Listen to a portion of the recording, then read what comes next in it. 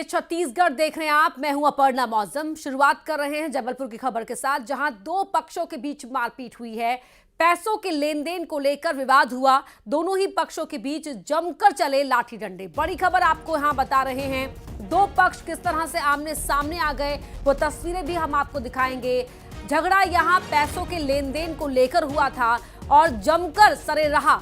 यहां एक दूसरे पर डंडे बरसाए गए, लाठी से पीटा गया। देखिए, महिला भी बीच बचाव करने आई हुई है, लेकिन महिला को देखकर भी यहां नहीं रुक रहे हैं लोग। एक दूसरे पर लाठी डंडों से किस तरह हमलावर हैं, वो इस वीडियो में आप साफ तौर पर देख सकते हैं। पूरा झगड़ा जो हुआ था वो आर्थिक लेन देन को लेकर हुआ था, बताया ये जा रहा है। और ऐसे में जब दोनों ही पक्ष झगड़ने लगे तो फिर झगड़ा सिर्फ बहस तक नहीं रुका, बल्कि हाथापाई तक की नौबत आ गई।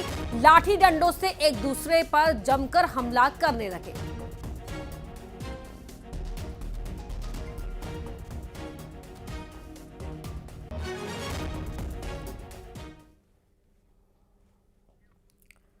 मध्य प्रदेश गान पर खड़े होने की परंपरा को सीएम डॉक्टर मोहन यादव ने बदल दिया है।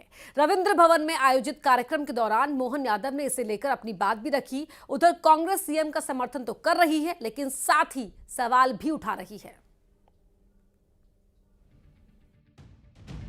भोपाल के रविंद्र भवन में मध्य प्रदेश सिविल सेवा परीक्षा में चयनित अभ्यर्थियों को सीएम डॉक्टर मोहन यादव ने नियुक्ति पत्र दिए। कार्यक्रम में सीएम डॉक्टर मोहन यादव ने शिवराज सिंह की बनाई परंपरा पर ब्रेक लगा दिया। शिवराज सिंह ने मध्य प्रदेश के स्थापना दिवस के मौके पर यह ऐलान किया था कि मध्य प्रदेश गान को राष्ट्रगान की तरह सम्मान दिया जाएगा, लेकिन रविंद्र भवन में आयोजित कार्यक्रम में मध्य प्रदेश गान के वक्त अधिकारी खड़े हुए तो सीएम ने उन्हें बैठने का इशारा किया। साथ ही ये तर्क दिया कि राष्ट्रगान या राष्ट्रगीत की बराबरी पर मध्य प्रदेश गान या दूसरे गीत नहीं हो सकते। एक तरह से वो राष्ट्रगान और राष्ट्रगीत के समय ही खड़े रहना चाहिए, वो हमारे सबके लिए आदर की चीज। लेकिन एक परंपरा बन गई। अब जैसे हमारा मध्य प्रदेश गान बना, अच्छी बात है। कोई विश्वविद्यालय गान बनाता, कोई कॉलेज का गान बनाता, कोई अलग से कोई संस्थान अपना गान बनाएगा, और वो अपने नियम बनाने लग गए कि हम भी राष्ट्रगान की तरह खड़े हो। ये क्या बात हो गई? फिर राष्ट्रगान राष्ट्रगीत की व्यवस्था के आधार पर बाकी को तो बराबर नहीं कर सकते ना। उधर कांग्रेस ने सीएम के विचारों का समर्थन किया, साथ ही बीजेपी पर मोरल पुलिसिंग के आरोप भी जड़ दिए। मुख्यमंत्री जी ने एक बात अगर कही है, वो चर्चा उस पर होनी चाहिए। मुझे लगता है कुछ हद तक उन्होंने अपनी बात सही रखी है, लेकिन क्या उसके पीछे उद्देश्य है ये नहीं मालूम है, क्योंकि भाजपा के ही कार्यकर्ता, भाजपा के नेता मॉरल पुलिसिंग करते हैं कि इस पे खड़े नहीं हुए, उस पे खड़े नहीं हुए, इसका सम्मान नहीं किया, उसका सम्मान नहीं किया। मध्य प्रदेश गान को लेकर सीएम ने जो कुछ कहा, इससे ये तय हो गया है कि वो लीक से हटकर काम करने वालों में है, चाहे नियम उनकी ही पार्टी के नेता ने क्यों न बनाए हों। कम से कम मध्य प्रदेश गान पर खड़े होने की परंपरा को बदलने से तो यही लगता है।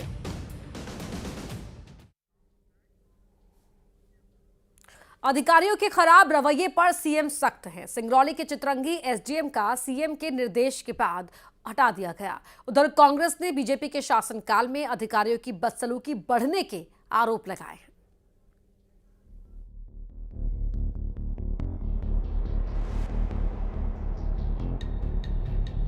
बदसलूकी को लेकर 3 अधिकारियों पर सीएम डॉक्टर मोहन यादव ने अब तक कार्रवाई की है। इस फहरिस्त में सिंगरौली के चितरंगी एसडीएम भी शामिल हो गए हैं। सीएम के निर्देश के बाद एसडीएम को हटा दिया गया। एसडीएम महिला से जूते बंधवाते नजर आए थे और न्यूज 18 ने इस खबर को प्रमुखता से दिखाया था। खबर दिखाए जाने के बाद सीएम ने कार्रवाई की, साथ ही कहा कि सरकार के लिए नारी का सम्मान सबसे ऊपर है। और ये भी मालूम पड़ा कि वो एसडीएम साहब के थोड़े पैर में चोट वोट है, लेकिन ये अब उनकी व्यक्तिगत बात हो सकती है। अब पब्लिकली इसका चित्र क्या बनेगा, ये उनसे कौन पूछने जाएगा कि वो बीमार है, नहीं है, क्या है, कैसे है। हमारा तो इम्पैक्ट एकदम से सब पे आएगा ना, पूरे समाज पे। हमने कहा भले बीमार है तो आप या तो छुट्टी पे चले जाते, उनको कौन ने रोका। लेकिन अगर आपने पब्लिकली अपने लेस बंधवाए, तो हम तो अपने कार्यक्रम की शुरुआत बहनों की पूजा से करते हैं। माता बहनों की इज्जत करना हमारा काम है। उधर एसडीएम साहब की करतूत पर कांग्रेस ने भी सवाल उठाए, साथ ही सरकार को भी घेरा। देखिए, अगर सीएम साहब उस पर कार्रवाई नहीं करते तो क्या करते? पहली बात तो सबसे बड़ी बात, एक अधिकारी की इतनी हिम्मत कैसे हुई कि एक महिला से वो लेस बंधवा रहे। वो तो अच्छा हुआ कि वो वीडियो आ गया, फोटो आ गए, और इस तरह के कई सारे दुर्दांत हादसे कितने हो रहे हैं। आप जहाँ की बात कर रहे हैं सिंगरौली, वहीं एक आदिवासी के कपाट पर पेशाब किया गया। तो ये भाजपा शासित राज्य मध्य प्रदेश में ये आम बात हो चुकी है, और ये कोई हल्की बात नहीं है कि आपने एक फौरी कार्रवाई कर दी, सस्पेंड कर दिया, और ये एक बहुत बड़ा क्राइम है। एमपी में अधिकारियों के गलत रवैये पर सीएम लगातार कार्रवाई कर रहे हैं और इसके जरिए ब्यूरोक्रेसी को मैसेज भी दे रहे हैं। हालांकि कांग्रेस जरूर इस मामले पर सियासत कर रही है।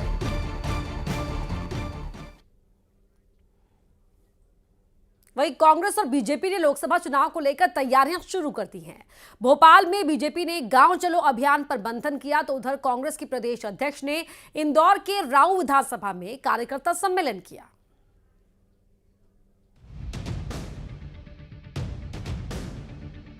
लोकसभा चुनाव में वक्त है, लेकिन मध्य प्रदेश में कांग्रेस और बीजेपी ने अपनी अपनी रणनीति बनाना शुरू कर दिया है। भोपाल में बीजेपी ने गांव चलो अभियान पर मंथन किया। इस अभियान के तहत 4 फरवरी से यह अभियान शुरू होगा, 11 फरवरी तक अभियान चलेगा।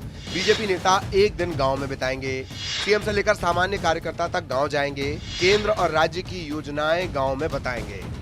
भारतीय जनता पार्टी आगामी आने वाले चुनाव की दृष्टि से गांव चलो अभियान, हर नेता भारतीय जनता पार्टी का, हर कार्यकर्ता 48 घंटे उसे अपने एक गांव में 24 घंटे उसको एक गांव के अंदर रहना है। तो इसलिए सबके, चाहे माननीय मुख्यमंत्री हो, चाहे प्रदेश अध्यक्ष हो, या कैबिनेट के मंत्री हो, या सामान्य कार्यकर्ता हैं, सभी कार्यकर्ता गांव में 24 घंटे रहेंगे, एक रात वहां रुकेंगे, लोगों से संवाद करेंगे।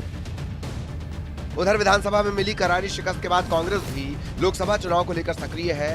प्रदेश अध्यक्ष जीतू पटवारी अपने विधानसभा में पहुंचे और कार्यकर्ताओं में जोश भरा।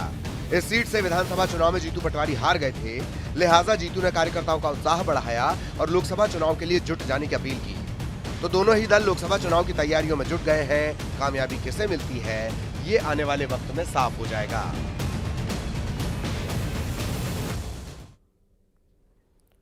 मध्य प्रदेश में ईवीएम ने सियासी पारा बढ़ाया हुआ है। दिग्विजय सिंह के आरोपों पर वीडी शर्मा और कैलाश विजयवर्गीय ने पलटवार किया, साथ ही तंज भी कसा। कहा कि लोकसभा में हार का बहाना पहले से ही बनाया जा रहा है।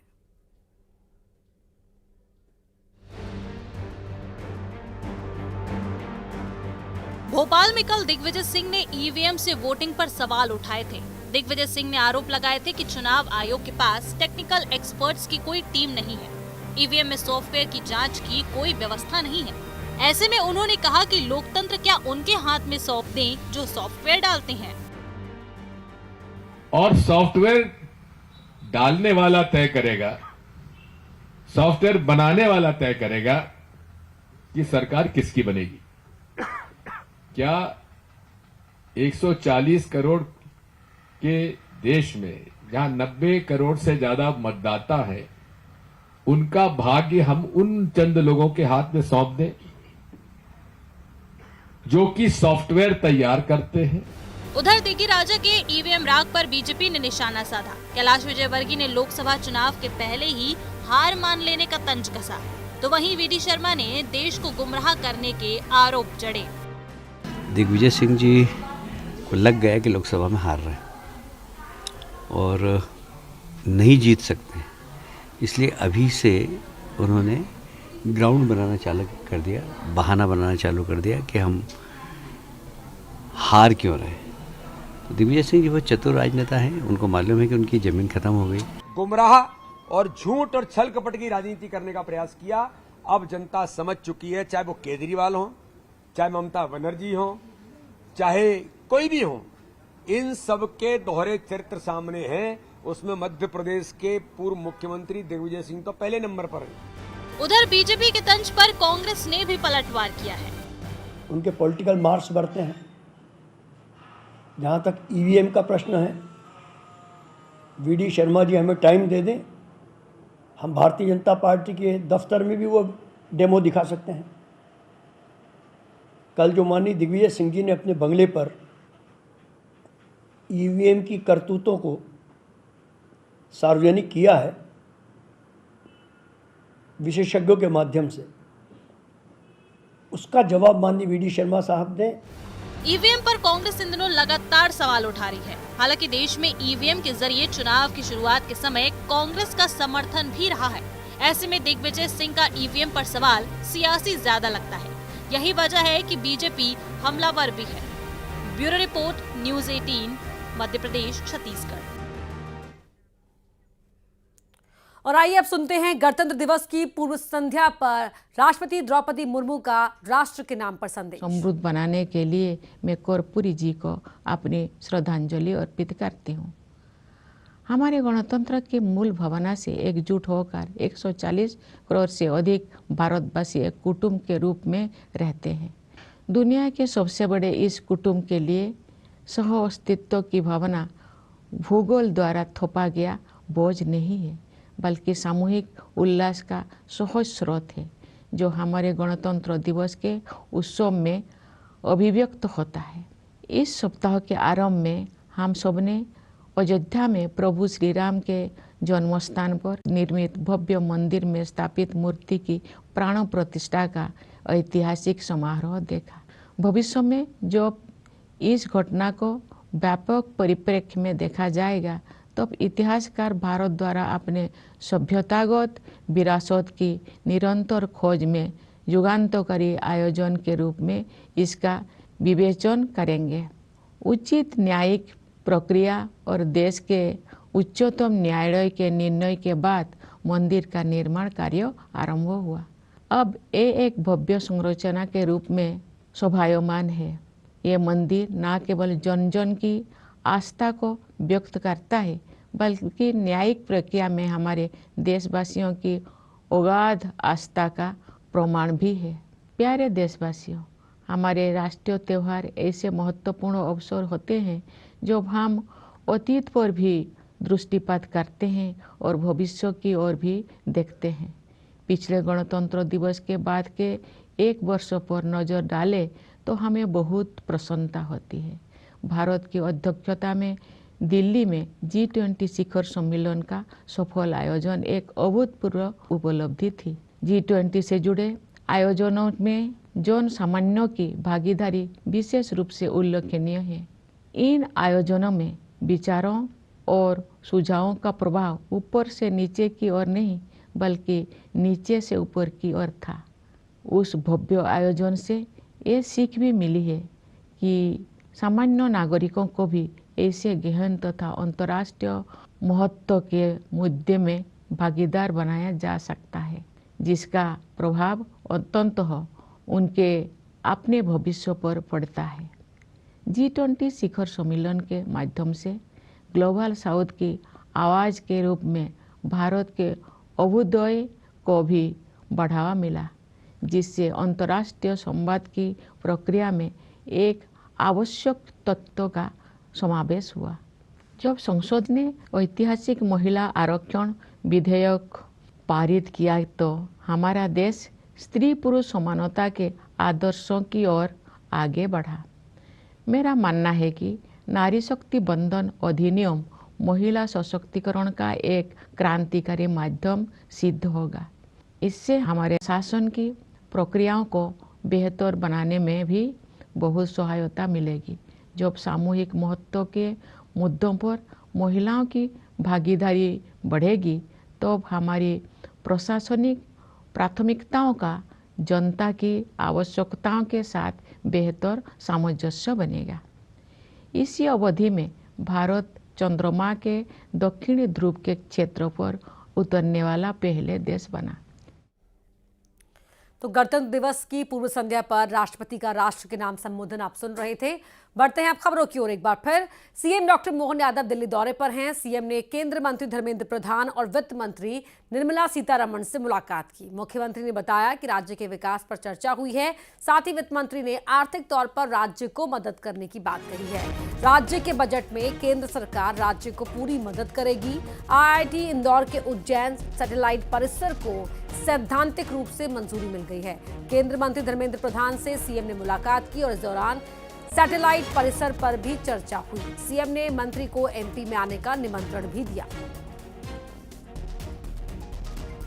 अपनी जो वित्तीय व्यवस्थाओं में जो मदद की बात है, उन्होंने आश्वस्त किया कि मध्य प्रदेश सरकार अच्छा काम कर रही है और वो वित्तीय कोई कठिनाई नहीं आने देंगे। भारत सरकार के द्वारा जो भी मदद मध्य प्रदेश सरकार मांगेगी वो पूरी मदद करेंगी। तो एक कटसी विजिट भी थी और एक ऑफिशियली कुछ विषयों पे भी उनसे बात हुई है।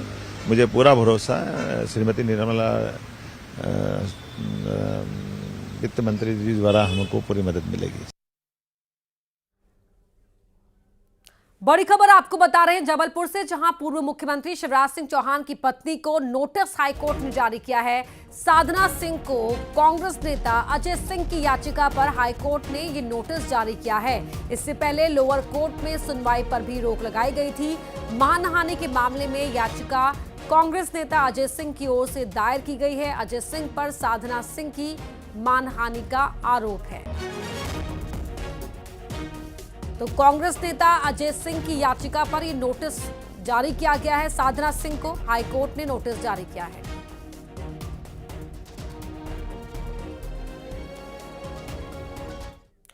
अगली खबर भी जबलपुर से है, जहां एक ट्रांसफार्मर में आग लग गई और इस वजह से थोड़ी देर इलाके में अफरा तफरी भी मची रही। लोगों ने इसकी सूचना फायर ब्रिगेड को दी। फायर ब्रिगेड की टीम पहुंची, आग पर काबू पाया गया। कोतवाली थाना इलाके का ये मामला है। तस्वीरें आपके टीवी स्क्रीन पर जबलपुर में, जहां पर ट्रांसफार्मर में आग लग गई। आग की लपटों से ट्रांसफार्मर को घिरा हुआ देख फायर ब्रिगेड को बुलाया गया। मौके पर दमकल की टीम पहुंचती है। आग की लपटों को काबू किया जाता है।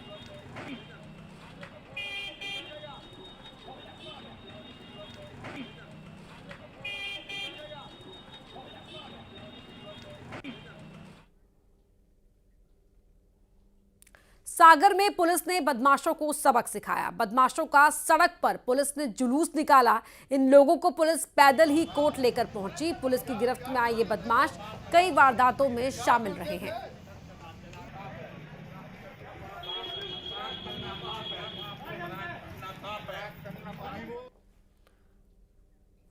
Madhya Pradesh high court motor vehicle act को लेकर सख्त रवैया बनाए हुए है। एक्ट का पालन न होने पर कोर्ट ने नाराजगी जाहिर की है। साथ ही सरकार के जवाब से कोर्ट संतुष्ट नहीं हुआ। कोर्ट ने तल्ख टिप्पणी करते हुए कहा कि धरातल पर कुछ भी नहीं किया गया है और ये जनता की जान से खिलवाड़ है। कोर्ट ने यह भी कहा कि कार्रवाई नहीं हो रही है, बस रिपोर्ट पेश हो रही है। इस मामले में अब 6 फरवरी को अगली सुनवाई होगी।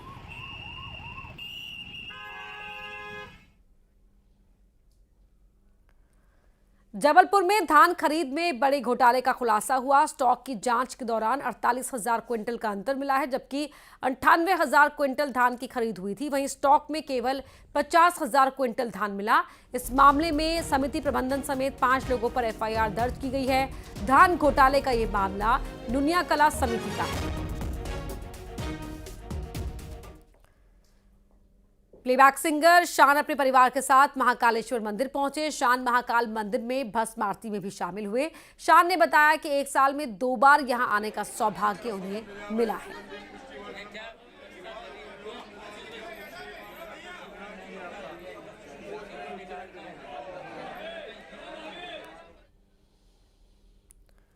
मध्य प्रदेश पुलिस के 26 कर्मचारियों को राष्ट्रपति पुरस्कार देने का ऐलान किया गया है। गृह मंत्रालय ने राष्ट्रपति पुलिस पदक की घोषणा की। मध्य प्रदेश के 3 अधिकारियों को वीरता पदक, 21 को विशिष्ट सराहनीय सेवा के लिए पदक, एडीजी मोहम्मद शाहिद को विशिष्ट सेवा पदक, योगेश चौधरी, भारत भूषण राय को विशिष्ट सेवा पदक, शरद प्रसाद चौधरी को विशिष्ट सेवा पदक, इंस्पेक्टर अंशुमान सिंह चौहान को वीरता पदक, हेड कांस्टेबल अतुल कुमार शुक्ला को वीरता पदक, मनोज कुमार कश्यप को वीरता पदक दिया जाएगा।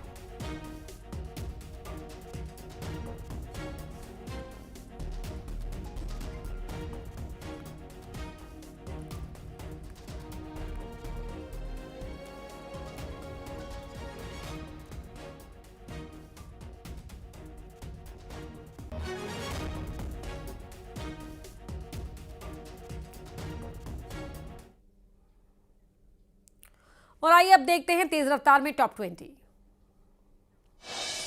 धार में 25 दिन की